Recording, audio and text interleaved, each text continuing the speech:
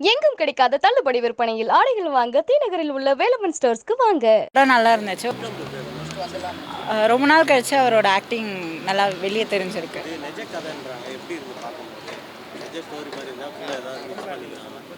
So ஒருத்தரை ஜெயிலுக்கு கூட்டிகிட்டு போகிறாங்க, அவங்களுக்கு கூட என்ன நடக்குதுன்றது தான், அந்த ட்ராவல் தான் இந்த கதையாகவே இப்போ இருக்குது.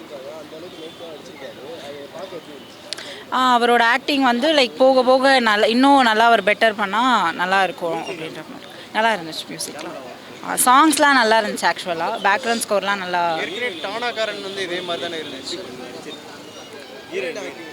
ஹீரோயின் நல்லா பண்ணியிருந்தாங்க. தேங்க்யூ. பிடிச்சிருந்துச்சு. சிறை படம் பார்த்துட்டு வந்தேன். எனக்கு ரொம்ப பிடிச்சிருந்துச்சி அந்த படம். கடைசி அந்த கிளைமேக்ஸ் ஒரு 30 மினிட்ஸ் நான் வந்து எனக்கு 2 டைம் நான் அழுதுட்டேன். என்னை மீறியே நான் அழுதுட்டேன். அந்தளவுக்கு ரொம்ப நேர்த்தியாக எடுத்திருக்காரு டேரக்டர். அதில் அவருக்கு ஃபஸ்ட்டு நன்றி. ஏன்னா வர வர ரொம்ப நல்ல படங்கள் வரலன்னு சொல்லிட்டு இருக்கிறாங்க. அந்த மாதிரி காலகட்டங்கள் போயிட்டுருக்க டைமில் ஒரு நேர்த்தியான ஒரு படம் கிட்டத்தட்ட ஹாலிவுட் ஸ்டாண்டர்டுக்கு கொடுத்துருக்காருன்னு சொன்னாக்கா மிக அந்தளவுக்கு கொடுத்துருக்காரு. இது வந்து ஒரு முஸ்லீம் பையனை வந்து ஒரு கோர்ட்டில் ப்ரொடியூஸ் பண்ண போகிறாரு விக்ரம் பிரபு.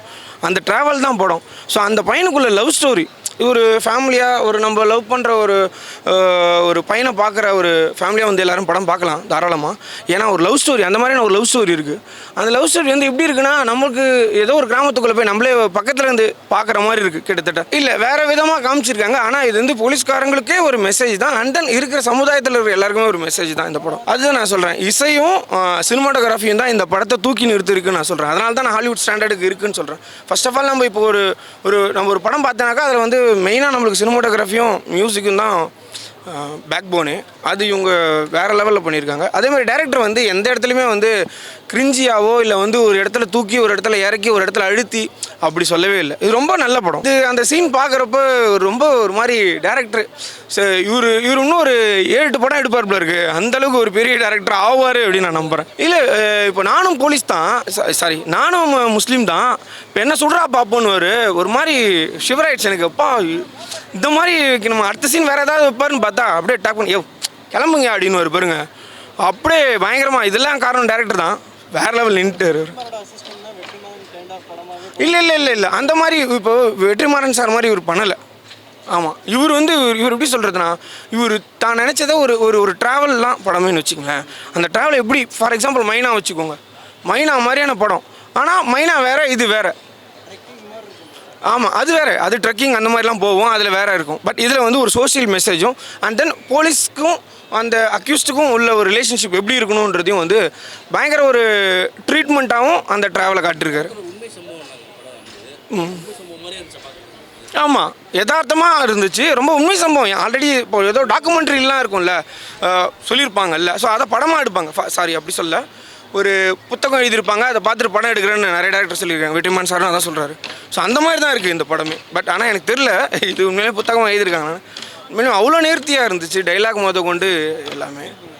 விக்ரம் பிரபு ஆக்டிங் தாங்க இதில் பயங்கரமாக இருந்துச்சு. உண்மையிலுமே அவர் வந்து கொஞ்சம் கூட பிசுறு தட்டாமல் ஏதோ ரொம்ப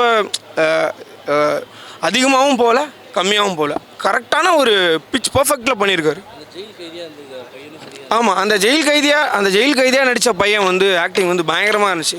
பட் இவன் பண்ணுறது ஒரு மாதிரி நம்ம மீறி நம்மளுக்கு அழுக வருதுன்னா பார்த்துங்களேன். அந்தளவுக்கு ஆக்டிங்கில் பயங்கர ஒரு இம்ப்ரெசிவாக பண்ணுறாரு அவர். இந்த வருடத்தோட சிறந்த படம் கட்டாயமாக இது வந்து சிறந்த படம். ஏன்னா ஒரு டேரக்டர் எப்படி வந்து கரெக்டான தெளிவான ஒரு பிச் பர்ஃபெக்டாக வந்து ஆடியன்ஸுக்கு நான் கன்வே பண்ணுன்றதோ அதை பக்காவாக கன்வே பண்ணியிருக்கேன். சிறை நல்லா இருக்குது. இந்த வருஷத்தோட ஒரு சிறந்த படமாக இந்த படம் கண்டிப்பாக இருக்குது. இயர் எண்டில் எனக்கு கிராஃப்டாகவே படம் ரொம்ப ஒர்க்காக இருக்குது. எனக்கு பர்சனலாக வந்து ஆக்டிங்கு விக்ரம் பிரபு சார் அப்புறம் ஹீரோயினாக நடித்தவங்க 2 பேர், அவங்களுடைய ஆக்டிங் ரொம்ப சூப்பராக இருக்குது. அண்ட் தென் எடிட்டிங் ஃபிலமின் ராஜ் அவங்க எடிட்டிங் சூப்பராக இருந்திருக்கு. அப்புறம் ஜஸ்டின் பிரபாகரோட ஸ்கோரிங்கும் பயங்கரமாக இருக்குது. த்ரூ அவுட் த டைரக்ஷன் அது ரொம்ப ஃபஸ்ட்டு படம் மாதிரி இல்லை. அது ஒரு லவ் ஸ்டோரி தான் ப்ரோ. ஆக்சுவலாக ஒரு லவ் ஸ்டோரி. அந்த லவ் ஸ்டோரியில் அந்த பையன் வந்து ஒரு முஸ்லீம் மதத்தை சேர்ந்த இஸ்லாம் மதத்தை சேர்ந்தவன் அப்படின்றதால என்னென்னலாம் பிரச்சனை அவனுக்கு வரும், மறைமுகமாக நேரடியாக எந்தெந்த மாதிரியான தொந்தரவுகள்லாம் அவங்க ஃபேஸ் பண்ணுறாங்க. இந்த மாதிரி பாலிடிக்ஸ் நிறைய படம் பார்த்தாச்சு. மாநாடு அப்படின்னு எடுத்து அது லிஸ்ட்டாக போயிட்டுருக்கு. அந்த இதுலேருந்து எந்த டிஃபர் ஆகுது என்ன படத்தில்? இது கொஞ்சம் இயல்பாக இருக்குது ப்ரோ. ஏன்னா நிஜ கதை அப்படின்றதால இது உங்களால் இன்னும் கனெக்ட் பண்ணிக்க முடியும். ஆல்சோ இது ஒரு லவ் ஸ்டோரி பேக்ட்ராப்பில் வரும்போது எல்லாருமே லவ் பண்ணுறாங்க அப்படின்றப்போ எல்லாருமே அது கனெக்ட் ஆகும். நம்மள மாதிரி தான் அவங்களும் லவ் பண்ணுறாங்க, அவங்களுக்கு மட்டும் இந்த பிரச்சனை வருது அப்படின்ற ஒரு விஷயம் நீங்கள் கனெக்ட் பண்ணிப்பீங்க. ஸோ இது கொஞ்சம் நல்ல போலீஸ் இருக்கார், ஹீரோவே நல்ல போலீஸ் தான் ஆக்சுவலி. ஸோ இல்லை நல்ல போலீஸ் கெட்ட போலீஸ் ரெண்டுமே தான் சினிமாவில் பார்த்துட்ருக்கோம். ஆக்சுவலாக இவர் கொஞ்சம் சொல்ல முடியாது. நிஜ வாழ்க்கையில் இந்த மாதிரி போலீஸ் நானும் பார்த்துருக்கேன். ஆக்சுவலாக உதவி பண்ணுற போலீஸ்கள் நானும் பார்த்துருக்கேன். ஸோ யா மேபி தெரில.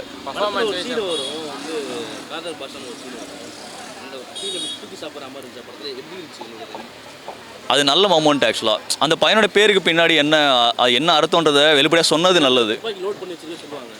ஆமாம் ஆமாம் ஆமாம், அது நான் கவனித்தேன். அது சட்டை ஒயிட் ஷர்ட்டில் வைக்கும்போது காதர் பாஷா ஒரு டைட்டில் பார்த்தேன், அது திரும்ப காட்டுவாங்கன்னு சொல்லிட்டு கவனித்தேன் நான். அது ஒரு நல்ல மொமெண்ட் ஆக்சுவலி. மேக்ஸிமம் இப்போ வீக்கெண்ட்னாலே ஒரு ஃபன் அந்த ஓரியன்டாக தான் படத்துக்கு வருவாங்க. இந்த படத்துக்கு எதுக்காக வரணும்? அவ்வளோ விரோட்டமாக இருந்தாலும் ஃபேமிலி ஆடியன்ஸாக சேர்ந்து எதுக்காக கண்டிப்பாக அந்த படத்தை பார்க்க வரும்? இல்லை ப்ரோ, படங்கள் இந்த மாதிரி ஃப்ளாப் ஆகிடுது.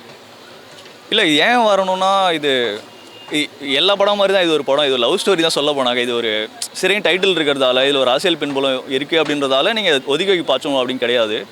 டைட்டனிக் நீங்கள் எப்படி லவ் ஸ்டோரியாக நீங்கள் பார்ப்பீங்களோ, ட்ராஜிக் படம் தான் அது. ஆக்சுவலாக ட்ராஜடி தான் இல்லை, அது லவ் படமாக நீங்கள் எப்படி பார்க்குறீங்களோ அதே மாதிரி இது ஒரு ட்ராஜிக்கான ட்ராஜிக்னு சொல்ல மாட்டேன், இது ஒரு லவ் ஸ்டோரி அவ்வளோதான். போலீஸ்ன்றதாலே இது லவ் ஸ்டோரி கிடையாதுன்னு அப்படின்னு ஆகிடாது. இட்ஸ் லவ் ஸ்டோரி அவ்வளோதான். அது படம் பார்க்குறவங்க அனுபவிக்காத அந்த எக்ஸ்பீரியன்ஸ் போய்டும் ஒரு சொல்லிட்டோம்னாக்கா. ஸோ அது டைரக்டர் ஒன்று ப்ளே பண்ணியிருக்காங்க, அது நல்லாவே ஒர்க் ஆகிருக்கு. ஆக்சுவலி அவர் சூப்பராக இயல்பாக பண்ணியிருக்காங்க. நல்லா விக்ரம் பிரபுக்கு இந்த கரியரில் ஒரு மோஸ்ட் இம்பார்ட்டன்ட் ஃபிலிமாக இருக்குது. கண்டிப்பாக அவருக்கு அவர் ரொம்ப சூப்பராக பண்ணியிருக்காரு. அவர் இயல்பாக இருக்குது அவங்க ஆக்டிங்கு. அந்த பொண்ணுமே சூப்பராக பண்ணியிருக்காங்க. சிறை ஏன்னா கதைக்களம் சிறை அப்படின்றதால அந்த பையன் ஜெயிலுக்கு போயிடுறான். படத்தில் ட்ராவலிங் வந்து ஒரு இதில் தானே ரோட் ஃபிலிமாக தானே இருக்குது. சிறைன்ற போது எந்த ஒரு ஜெயில் இல்லை, அவன் கைதி இல்லை. சிறைனா அவன் அந்த பேர், அவன் யார், அவனோட அடையாளம்னு ஒன்று இருக்குல்ல, அதில் அவன் சிறைப்பட்டு இருக்கான் அப்படின்றதான் அது அர்த்தமாக இருக்குது. தேங்க்ஸ். யா கண்டிப்பாக தேங்க்யூ.